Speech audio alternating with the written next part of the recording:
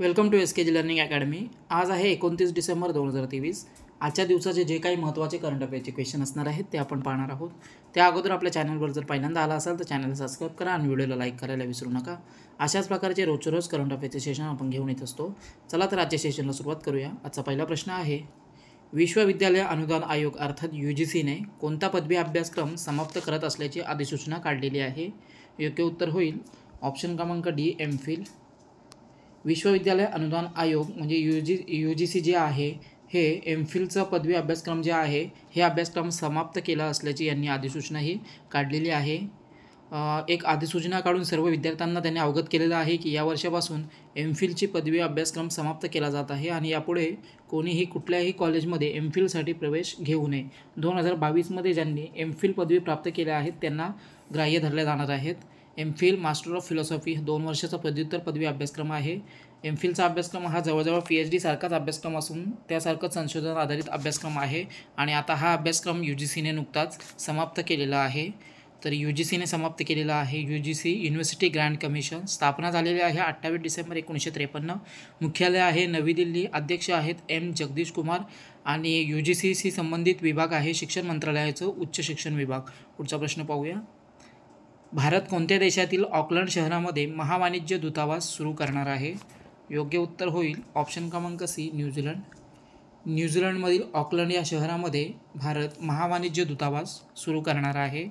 न्यूझीलंडमधील शहर आहे ऑकलंड आणि या ठिकाणी आता महावाणिज्य दूतावास सुरू करण्यासाठी भारत सरकारने मंजुरीही दिलेली आहे। भारत न्यूझीलंड व्यापार परिषदसुद्धा ऑकलंड येथे आहे। त्याचप्रमाणे भारतीय उच्च आयोग वेलिंग्टन या ठिकाणी आहे न्यूझीलंडमध्ये आणि आता हे महावाणिज्य दूतावास सुरू होणार आहे ऑकलंड या ठिकाणी। तर न्यूझीलंडमध्ये सुरू होणार आहे ऑकलंडमध्ये। न्यूझीलंडची राजधानी आहे वेलिंग्टन। न्यूझीलंडचे चलन आहे न्यूझीलंड डॉलर। पंतप्रधान आहेत क्रिस्टोफर लक्झन। पुढचा प्रश्न पाहूया, प्रसिद्ध अभिनेते आणि राजकारणी विजयकांत यांचं नुकतंच निधन झाले आहे। ते कोणत्या राज्याशी संबंधित होते? योग्य उत्तर होईल ऑप्शन क्रमांक A तामिळनाडू। तामिळनाडूमधील प्रसिद्ध अभिनेते आणि राजकारणी असलेले विजयकांत यांचं नुकताच निधन हे झालेलं आहे। तामिळनाडूमधील DMDK या राजकीय पक्षाचे ते अध्यक्ष होते। विजयकांत यांचं पूर्ण नाव नारायण विजयराज अलगार स्वामी। सन 2011 ते 2016पर्यंत त्यांनी विधानसभा विरोधी पक्षनेता म्हणूनही काम पाहिलेलं आहे। तसेच 2 वेळा ते विधानसभा सदस्य म्हणून निवडून आलेले आहेत। विजयकांत यांनी सन 1979मध्ये अभिनयाला सुरुवात केली होती आणि 2005मध्ये त्यांनी स्वतःचा राजकीय पक्ष देशीय मुरपोक्कू द्रविड मुन्नेत्र म्हणजे अर्थातच DMDK या त्यांच्या पक्षाची त्यांनी स्थापना केलेली होती। तर तामिळनाडू राज्यातील होते। तामिळनाडू राजधानी आहे चेन्नई। मुख्यमंत्री आहे MK स्टॅलिन आणि राज्यपाल आहेत RN रवी। पुढचा प्रश्न पाहूया, CN राजन हे कोणत्या बँकेचे नवीन अध्यक्ष बनलेले आहेत? तर CS राजन हे जे आहेत कोटक महिंद्रा बँकेचे नवीन अध्यक्ष बनलेले आहेत CS राजन। तर भारतीय रिझर्व्ह बँकने कोटक महिंद्रा बँकेचे अंशकालीन अध्यक्ष म्हणून CS राजन यांच्या नियुक्तीला मंजुरीही दिलेली आहे। 1 जानेवारी 2024 पासून पुढील 2 वर्षासाठी त्यांची नियुक्तीही करण्यात आलेली आहे।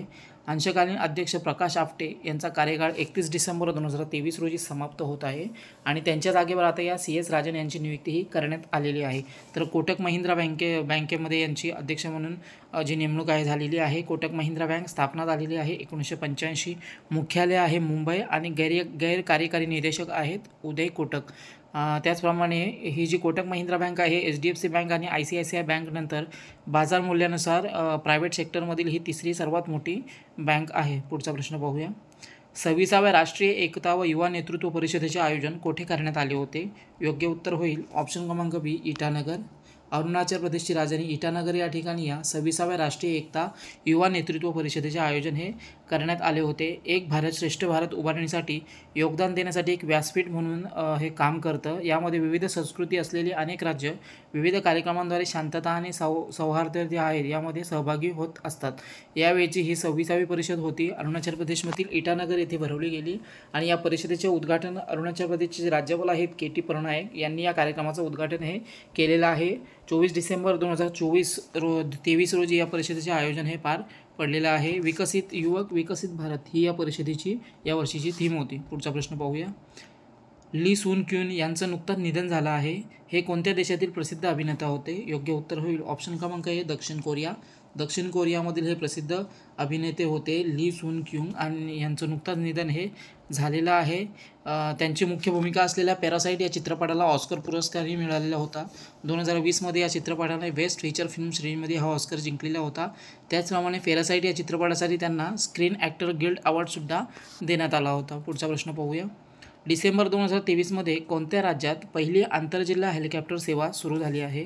योग्य उत्तर होईल ऑप्शन क्रमांक सी, उत्तर प्रदेश. उत्तर प्रदेश राज्यामध्ये ही पहिली आंतरजिल्हा हेलिकॉप्टर सेवा ही नुकताच सुरू झालेली आहे. उत्तर प्रदेशचे मुख्यमंत्री योगी आदित्यनाथ यांनी डिसेंबर 2023मध्ये आग्रा ते मथुरा अशी पहिली आंतरजिल्हा हेलिकॉप्टर सेवा सुरू केलेली आहे. आग्रा येथील वटेश्वर ते मथुरा येथील गोवर्धनपर्यंत ही सेवा सुरू करण्यात आलेली आहे. हे एकूण अंतर 65 किलोमीटर आहे.